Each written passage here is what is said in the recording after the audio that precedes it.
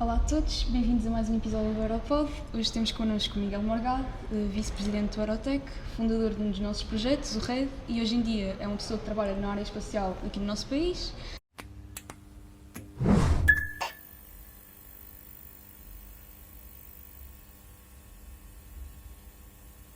Olá Miguel, como estás? Tudo bem contigo?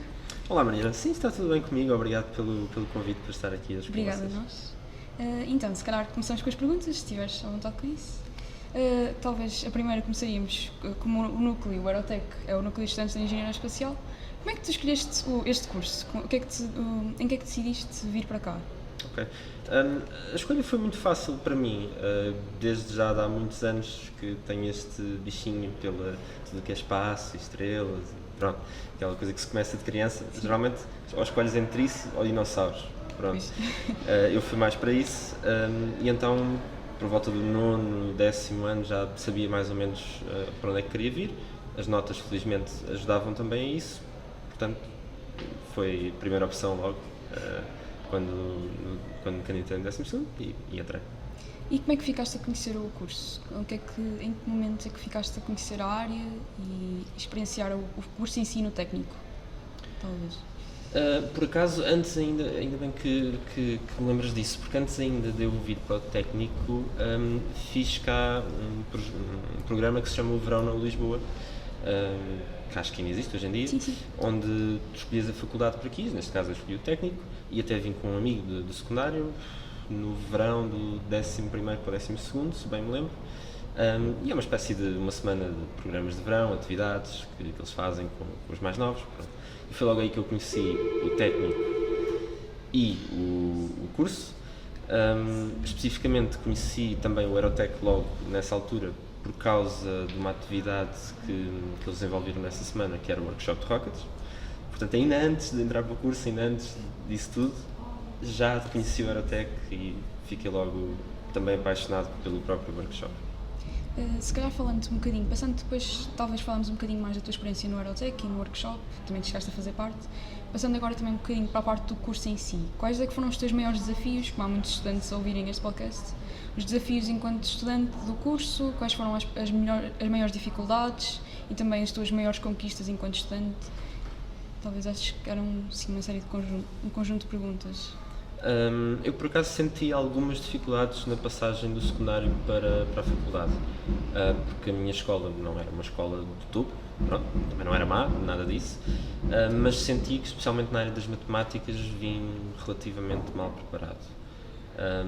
Depois também houve ali uma agravante que foi no 10º e 11º, tens aulas de tarde, tens um horário muito mais completo e ainda por cima eu tinha algumas atividades extracurriculares na altura.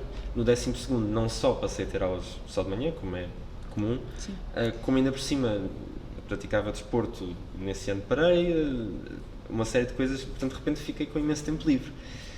E eu no 12º perdi imenso ritmo de estudo. Acho que foi mesmo aquele ano de turista em que vais à escola só de vez em quando a bater charuto, não é? Como se costuma dizer. O ano de descanso, claro. E isso acabou por depois ter um impacto negativo quando entrei para o técnico e o grau de exigência era muito maior, muito maior do que aquilo que eu estava habituado. Portanto demorei ali um bocadinho a acertar, mas fez tudo e não me atrasei por causa disso, atrasei depois na tese, como também já é habitual. Portanto, essa foi a minha maior dificuldade, se calhar. E depois também a questão da gestão das prioridades, porque logo assim que entramos para o técnico, literalmente no primeiro dia das inscrições, somos logo inundados com tens aqui o futsal do técnico, ou tens a equipa de basquetebol, ou tens este núcleo que faz coisas bué giras, e tu queres ir para tudo. E eu ainda por cima, como já conhecia, por causa da pergunta anterior, já conhecia algumas dessas coisas, rapidamente também me envolvi em algumas atividades extracurriculares.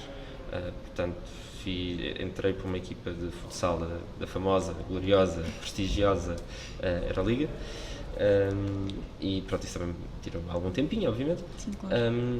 E depois fiz o CIA, o curso de Introdução ao Aeromodelismo, que me orgulho bastante de ter feito, porque foi uma bela introdução também depois para aviões e tudo mais. E que neste momento está até a voltar em peso. Houve uma vaga de recrutamento interno e estamos cada vez mais membros e estamos a tentar voltar com o pós-Covid agora a reavivar o CIA aqui no técnico, o que é bastante bom. Fico muito contente de ouvir isso.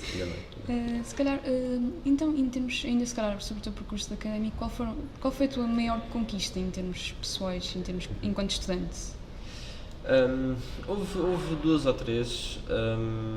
Eu gostei especialmente, obviamente, vou dizer que a tese é sempre uma grande conquista de qualquer aluno que termina claro. o curso. Não que eu esteja particularmente orgulhoso da minha tese, mas é o marco, pronto.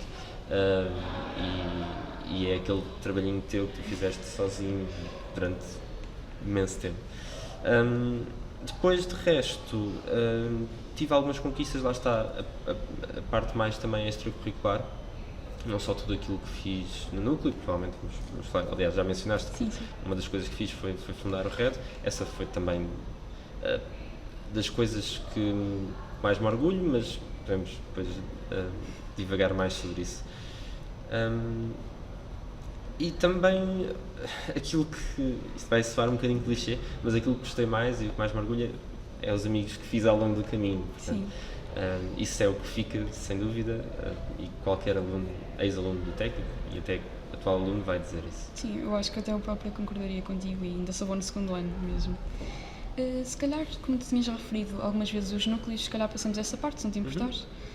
Tu fizeste parte de imensos núcleos do Aerotec, por exemplo, o Aerotec especificamente, também referiste agora que fizeste parte da Aeroliga também.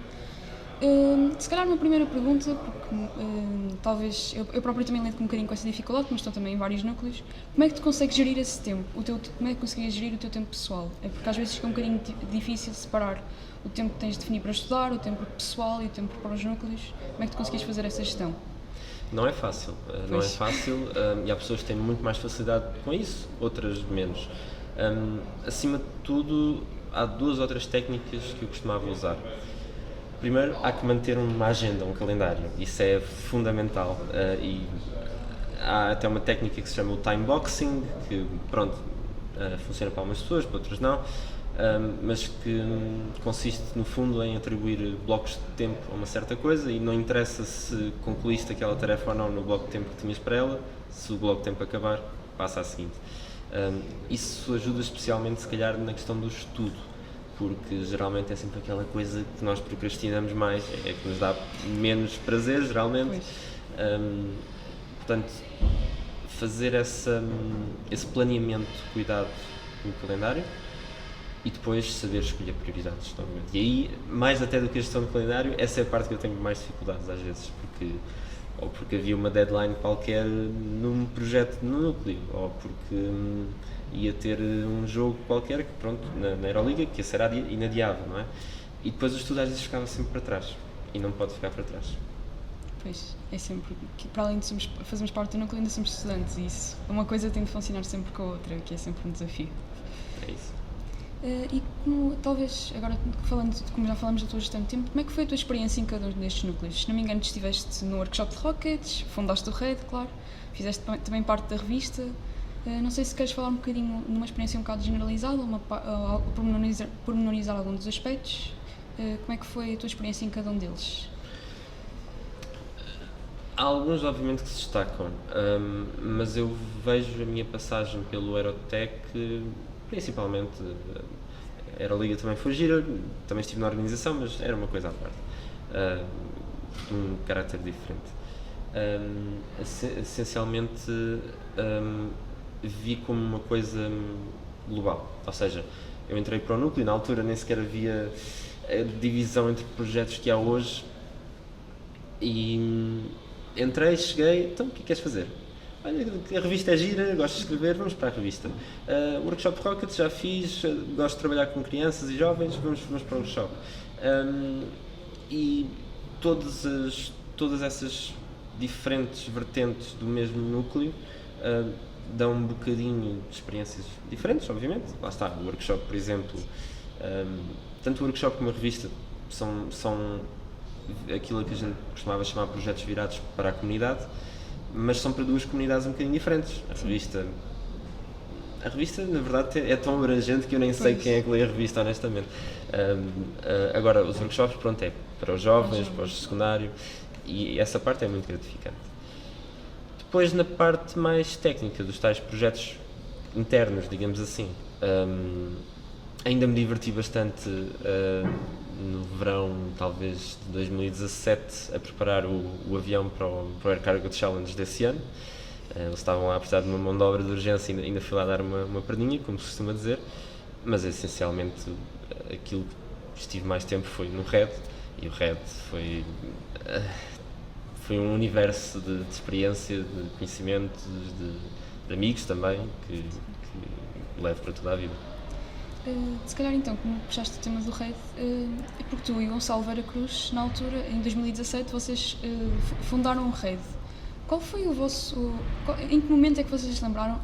Vamos criar um novo projeto de Rocketry no Aerotech e vamos tentar levar este projeto à avante. Em que momento, como é que vocês se lembraram desta ideia e em que momento é que decidiram que era um bom plano e vamos levar isto para a frente?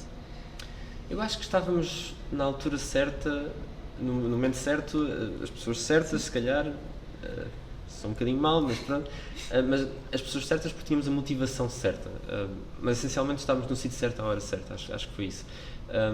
Um bom conjunto de circunstâncias, talvez. Sim, e se não fôssemos nós, tinha sido alguém a seguir, portanto era inevitável. Ou seja, eu acho que toda a gente se queixava ainda, hoje acho que se queixa um bocadinho que falta um bocadinho mais da componente de espaço no curso aeroespacial, pronto. Na altura era pior do que é hoje ainda, mesmo assim. E lembro-me que houve, acho que foi precisamente nesse ano também, 2017, houve a Semana Aeroespacial, vai ser agora também em breve, deste ano, onde tivemos como convidados 2 rapazes de Delft que estavam precisamente... se não me engano. A equipa, se não me engano, é DER, não é? Sim, que estavam precisamente na equipa de DER. E obviamente falámos com eles e percebemos, ok, isto é fazível, se calhar podíamos nós fazer uma coisa dessas também. Depois disso, ou antes, não me lembro bem da timeline, mas acho que foi depois, o Gonçalo ainda foi num workshop da ESA chamado Fly Your Rocket, onde basicamente eles construíram um foguete, portanto ele veio também com essa experiência de lá. E chegámos ali depois do verão, portanto estávamos a começar o ano letivo, dissemos, olha, então e se nós no núcleo queremos fazer foguetes maiores, já é esse desejo há muito tempo, temos o núcleo agora também já tem um fundo de maneio um bocadinho maior que permite fazer aí umas brincadeirasitas, e se fizéssemos isto? E 25 pessoas ou 30 levantaram a mão, eu quero. Daí eu dizer que as condições estavam lá, faltava só a faísca. E o que é que te sentes, se calhar porque tu estiveste presente no Baltazar agora, com o Red, este ano em 2022, em outubro, recuperamos o primeiro Rocket português e tu fizeste parte disso, nós fizemos uma open call do Pocket Sat e tu, em conjunto com o João Canas, que também fazia parte do Aerotech, e um conjunto de outros membros, foram a payload que levamos. O que é que sentes em ter estado presente no lançamento e veres o projeto que criaste alguns anos depois a ter o sucesso que teve, o orgulho que sentiste e a experiência, como é que foi? Eu acho que já disseste tudo, o orgulho. Acima de tudo foi um grande orgulho ver aquela coisinha que nós criámos 4 ou 5 anos antes, já perdi a conta, finalmente atingir um daqueles que foi sempre um dos maiores objetivos, que era descolar, voar com sucesso, recuperar com sucesso. Essa parte da recuperação, infelizmente, tem-nos escapado, ou tinha-nos escapado ao longo dos anos, de algumas formas mais cómicas, outras menos, pronto. E nesse ano, finalmente, vocês conseguiram, eu digo vocês porque, ok, eu tive uma contribuiçãozita para a payload, mas em termos do voo do foguete pouco importava, e fiquei em êxtase, por cima estava lá, portanto vibrámos todos com aquele achievement e foi, acho que é um bom presságio para agora o futuro mais próximo e mais longínquo também do projeto. Sem dúvida, eu acho que a experiência que mais marca foi a quantidade de lágrimas de felicidade que houve no final daquele lançamento e ao vermos os dados da telemetria com 3.006 metros na altura. Ainda era de 3013, que era o nosso computador. Sim. E foi o rubro de toda a gente. Acho que até todas as pessoas do próprio campo militar estavam orgulhosos de nós. E foi uma experiência incrível mesmo. Sim, e também porque era a equipa portuguesa, não é? Obviamente, tanto no ano anterior, porque isto já foi a segunda participação no Rock, toda a gente estava a puxar por nós. E sim, eu concordo, acho que havia ali muitos militares verdados também com a lagrimazinha no canto do olho. Então, se calhar, falando agora um pouco do teu processo na revista, porque como o Aeropod faz parte da revista aeroespacial e se calhar é um núcleo que muitas pessoas que não sejam estudantes do técnico ou até estudantes de aeroespacial conheçam, como é que foi a tua experiência neste projeto? O que é que tu estiveste a fazer? Se nos pudesses contar um bocadinho dos detalhes e da tua experiência aqui. Eu estive na revista durante vários anos, durante os quais essencialmente escrevi artigos. Não toquei na parte gráfica, tinha quem fizesse isso por mim e muito bem, felizmente. Mas foi praticamente logo o primeiro projeto em que entrei quando entrei para o Aerotech. Escrevi artigos desde artigos históricos, acho que ainda fiz um sobre os foguetões da SpaceX, na altura em que ainda era uma coisa relativamente nova, acho que eles ainda não tinham aterrado, ou tinham acabado de aterrar o primeiro, já não me lembro bem. Fiz artigos sobre o Porto Espacial dos Açores, por exemplo, antes de depois enverdar por essa área também profissionalmente, o que acabou por ser engraçado. Foi uma ótima oportunidade, essencialmente, para duas coisas: dar asas à criatividade, à imaginação. A maior parte das pessoas tem uma vertente qualquer nas suas vidas onde desenvolve um bocadinho essa parte mais criativa, acho eu. No meu caso será talvez mais a escrita, porque de resto pinturas e assim não é comigo. E o segundo grande benefício é, num curso de engenharia, acabas por desenvolver pouco a parte mais linguística. Portanto, a revista também foi boa para complementar isso. Portanto, recomendo a quem goste. Se calhar falando agora um pouco de oportunidades que os projetos abrem, muitas vezes as pessoas não pensam muito no assunto, entram num núcleo, mas não sabem muito bem o porquê, e existem muitas oportunidades e muitas portas que nos abrem, os núcleos, e muitas pessoas não sabem disso. Tu chegaste a fazer um estágio de verão numa empresa chamada Wavision. Como é que tu te deparaste com esta oportunidade e como é que correu? O que é que estiveste lá a fazer também? Eu, de facto, tive essa oportunidade da Wavision por causa do núcleo, porque o que se passava na altura é que eles estavam a construir um batch, agora não sei como é que se diz em português, portanto uma quantidade grande de drones de uma só vez, de Wavis. Não sei se eles vão ficar chateados comigo se eu lhes chamar drones. E estavam a precisar de mão de obra, assim, um bocado urgentemente, para fazer essencialmente trabalho com composites, portanto o chamado hand layup e outras técnicas.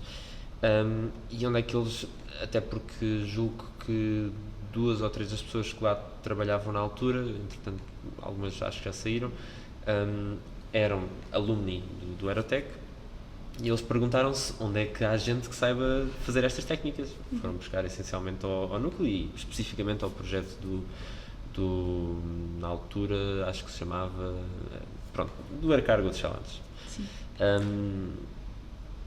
Mas eu não estava nesse projeto, mas apesar de tudo tinha uns conhecimentos, porque não só porque também fazíamos compósitos no RED, mas mesmo porque também já tinha trabalhado, como já disse, no ACC. Portanto, acabei por ir nesse grupo de 4 ou 5 pessoas que fomos para lá estagiar. Aí foi cerca de um mês, fizemos tipo turnos e bancos de horas, entre aspas, entre todos.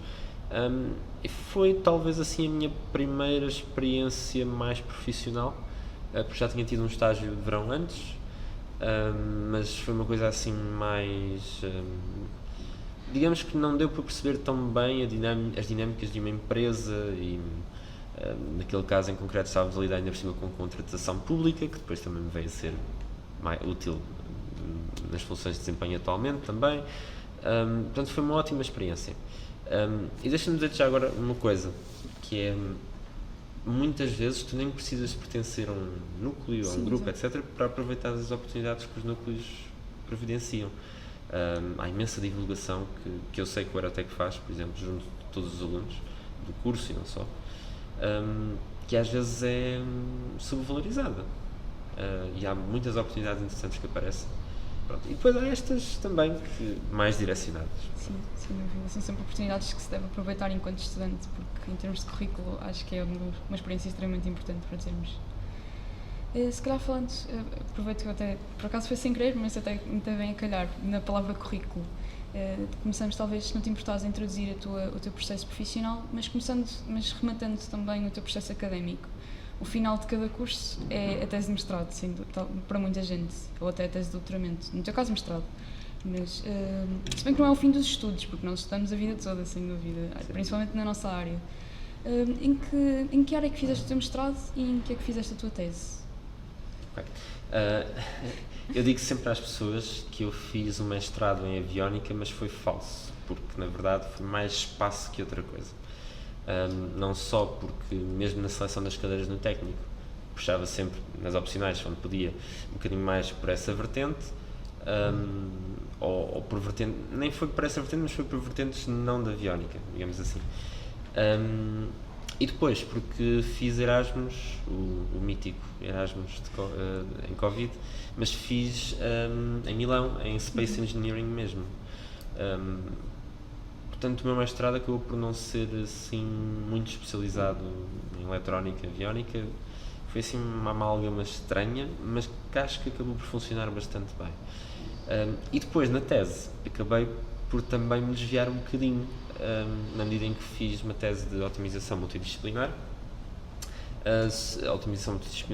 de veículos espaciais, foguetões, no fundo, de propulsão híbrida. Fiz com o professor Afsal Sulman e com o professor Frederico Afonso, foram eles os meus orientadores. Correu bem, felizmente gostei, porque estava a trabalhar com foguetões, pronto, acho que se nota que tenho um gosto particular por isso.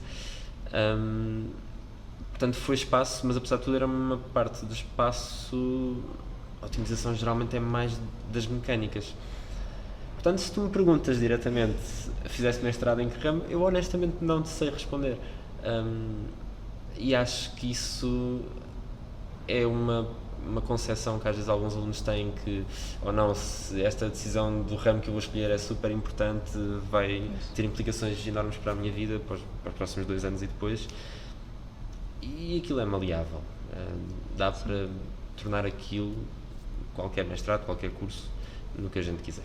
Há sempre uma fluidez nas próprias decisões. Eu próprio pretendo fazer o mesmo percurso, quase, digamos assim, também na área da aviónica, mas com especialização no espaço, por isso acho essa fluidez que o curso permite e que o técnico também nos permite extremamente interessante e abre sempre muito mais portas e muito mais... eu diria quase portas e janelas, há sempre imensas oportunidades. Eu gosto dessa analogia. Talvez seja a melhor metáfora para descrever isto. Há sempre imensas oportunidades e não precisamos nos regir para um caminho muito específico. Há sempre qualquer coisa nova que podemos fazer e qualquer aspecto novo que podemos experimentar e que até possa ser a nossa carreira mais à frente. E aliás, tu depois na tua área profissional, tu acabaste mesmo por envergar em espaço, depois de sempre trabalhado em aviónica. Sim, era a minha vontade. Ainda hoje, quando me surgem, às vezes, é comum propostas de trabalho para aqui e para ali, mas depois é para trabalhar em aviões e eu vou passar. Pode mudar, tudo pode mudar, entretanto, e ainda ontem estava a dizer a um amigo que se calhar amanhã estou a trabalhar em caixas de papel ou em escovas de dentes. Nunca se sabe as voltas que a vida pode dar. Mas neste momento sinto-me bem na área de espaço. Foi a área pela qual eu sempre mais ou menos batalhei toda a vida, e estou muito contente por estar lá. Já agora, falando também na tua área de trabalho, muita gente pensa que Portugal não investe muito em espaço, que não tem grande trabalho na área de espaço, e tu és a prova física do contrário, quando trabalhas na área espacial em Portugal. Como é que consideras, como é que consegues descrever o ramo no nosso país e como é que achas que ele vai evoluir no futuro? Qual será a sua curva de evolução? Eu diria que se o ramo de espaço em Portugal é grande ou pequeno, depende da expectativa de cada um, essencialmente. Porque pode haver pessoas que acham que é muito pequeno porque são só mais ou menos 40, na ordem das dezenas de milhões de euros anuais que fatura esse mercado, e há outros que podem dizer que é muito grande porque, uau, fatura dezenas de milhões de euros. Portanto, depende muito das expectativas de cada um. Em Portugal, acho que todos os setores acabam por ser pequeninos, porque Portugal é em si um país pequeno, toda a gente se conhece, entre aspas, obviamente, mas isso é bastante verdade no ramo do espaço, ou seja, qualquer pessoa que trabalhe no ramo em Portugal te vai dizer toda a gente se conhece. E é verdade, mesmo em termos das altas patentes, digamos assim, na área comercial e mesmo institucional das várias empresas, ou na Agência Espacial Portuguesa, ou o que quer que seja, os CEOs, digamos assim, conhecem-se todos, toda a gente sabe quem são, vão sempre às mesmas conferências, portanto isso acaba por ser giro de acompanhar essa aldeiazinha. Agora, dito isto, há imensas oportunidades e diversas em Portugal na área de espaço. Há desde... Posso até mencionar empresas desde a FHP, por exemplo, que trabalha na parte estrutural, RFA, que neste momento também está a fazer coisas na parte estrutural em Portugal, em foguetões, e depois há os softwares todos, imensas, não vou estar a nomear porque não vale a pena. Portanto, temos uma cadeia de valor já relativamente diversificada e eu acho que está-se a diversificar cada vez mais. Obviamente, é bom. E mesmo em termos de financiamento, o mercado está a crescer. Agora, preocupa-me um bocadinho ser ainda muito institucional esse mercado. O que é que eu quero dizer com isto? Depende ainda muito da ESA. Grande parte das empresas do ramo dependem quase, o business case dessas empresas depende quase de fundos da ESA, o que nem sempre é a coisa mais saudável do mundo. Mas o mercado está a evoluir, as empresas estão a procurar novos negócios, o PRR agora também vem ajudar um bocadinho, portanto eu acho que a área de espaço em Portugal tem tudo para crescer mais e eu pessoalmente estou a trabalhar também para isso. Se calhar agora, acho que podemos, se não tens alguma coisa a acrescentar na tua área, sobre a tua área profissional, talvez passaríamos também um bocadinho para conselhos aos estudantes que estejam a acabar a tese, ou até, por exemplo, no meu caso, que ainda estão na licenciatura, mas já estão a tentar planear o futuro. Como é que tu te deparaste com essa oportunidade de trabalho? Porque muitas vezes acabamos de entregar a tese, meu Deus, que stress, preciso ir trabalhar e não sei como é que é de começar a procurar as oportunidades. Eu tive sorte, porque a oportunidade chegou até mim. E não é incomum em alunos do técnico, especialmente nos melhores cursos, os cursos com os médios mais altos, etc., porque atualmente há uma falta de mão de obra em quase todos os ramos, portanto não é incomum, aliás, irem buscar os alunos ainda antes de acabarem a tese, e foi o que aconteceu comigo, portanto eu ainda antes de acabar a tese comecei a trabalhar. E foram-me buscar, entre aspas, precisamente por causa da experiência que já tinha no RED, nesta área de foguetes, que a nível júnior, se queres encontrar alguém que perceba que tenha já valências nessa área, vais buscar ao RED e outras equipas de foguetões que entretanto já estão aí a surgir noutras faculdades. Agora, em jeito de conselhos também para estudantes, eu vou pegar aqui um bocadinho naquilo que disse há bocado sobre os mestrados, que é, se têm um objetivo, uma área concreta onde querem chegar, há várias formas de lá chegar. Portanto, há aquele diagrama muito conhecido que é uma árvore em que tu estás num ponto e tens 20 ramos diferentes para onde podes evoluir, e se calhar vários desses ramos depois conseguem divergir para aquilo que tu queres. Portanto, não se estressem muito com eu tenho que fazer esta cadeira porque quero trabalhar com radares, então tenho que fazer a cadeira de radares. Se calhar safas-te só com a cadeira de antenas, é mais ou menos a mesma coisa. Não quero ofender ninguém aqui, mas pronto. E depois, no momento em que se acaba a tese, ou antes ainda, ou tirar ali um período sabático, não tem mal nenhum também, começar a explorar as opções, e de certeza que ao longo de 5 anos, ou 6, ou quantos forem de curso, um aluno já se deparou certamente com uma ou duas empresas da área que quer. Aborda essas empresas. O máximo que pode acontecer é ter um não. E há oportunidades como, por exemplo, a Semana Aeroespacial e as feiras que o técnico faz dos núcleos e outras coisas que há por aí do género, onde podem falar diretamente com os recrutadores. As empresas também, as consultoras de recursos humanos, também é sempre bom ter um conecto ao outro com elas, e não disparatar, entre aspas, em enviar CVs para todo o lado e todos iguais. A carta de motivação é a mesma, seja para a empresa A ou para a B. Isso nota-se a maior parte das vezes, nota-se que não houve aquele esforço extra, e obviamente que nós temos que tentar chegar ao maior número de potenciais empregadores possível, mas não em detrimento, se calhar, da qualidade da forma como nos apresentamos, seja o CV, seja a candidatura. Portanto, quantidade versus qualidade, eu penderia mais para a qualidade. Fazer quase, o termo em português não me estou a lembrar, mas tailored quase, diria. Exatamente. Ter sempre tudo muito mais personalizado, mostra o interesse da pessoa e algo que passa para as empresas. E ter um profissional que está lá a mandar um currículo por mandar é completamente diferente de uma pessoa que está mesmo, nota-se o interesse e nota-se o empenho já sem sequer ter entrado e já está a querer a oportunidade mesmo. E acho que isso, se calhar, é um bom conselho para se dar, por isso, muito obrigada. Finalizando com conselhos, se calhar fazemos aquela típica pergunta do Aeropod mesmo. Que conselho é que davas ao Miguel que acabou de entrar no curso de aeroespacial? Esse Miguel precisava de muitos conselhos. Acho que vou repetir um bocadinho algumas das coisas que já falámos. Portanto, a questão de esta mesmo que acabei de dizer, de não se estressar com o percurso, não é a coisa mais importante do mundo fazeres mestrado nesta área ou naquela, tem importância obviamente, mas não fecha janela nenhuma, não é por aí. Depois,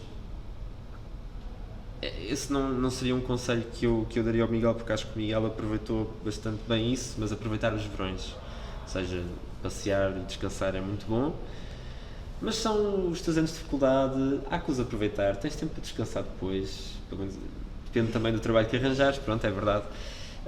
Mas arranjar o equilíbrio entre fazer um estágiozinho de verão, estar no núcleo, etc. E obviamente ter as férias merecidas. Mas pronto, mas esse não era um conselho que eu daria ao Miguel, porque eu acho que nessa parte, felizmente, consegui ter algumas boas oportunidades, mas sei que há muita gente aí a quem esse conselho pode dar jeito. E depois, acho que diria também a mim próprio para, novamente, começar a estudar logo na primeira semana de aulas. Eu sei que é difícil. Mas tem de ser. Tem de ser, porque se perdes o comboio, depois fica difícil. E às vezes os primeiros semestres é difícil de perceber isso. Pronto. Sem dúvida. Às vezes também já me deparei com essas situações em que devia ter começado a estudar talvez uma semana antes e já a semana já passou e já é um bocadinho tarde. Isso. Muito obrigada, Miguel. Obrigado. O prazer foi enorme em termos tido cá e espero que tenham gostado do Aeropod e julgo que seja isto. Muito obrigada novamente. Obrigado, Maria. Foi um prazer estar aqui. O prazer foi nosso.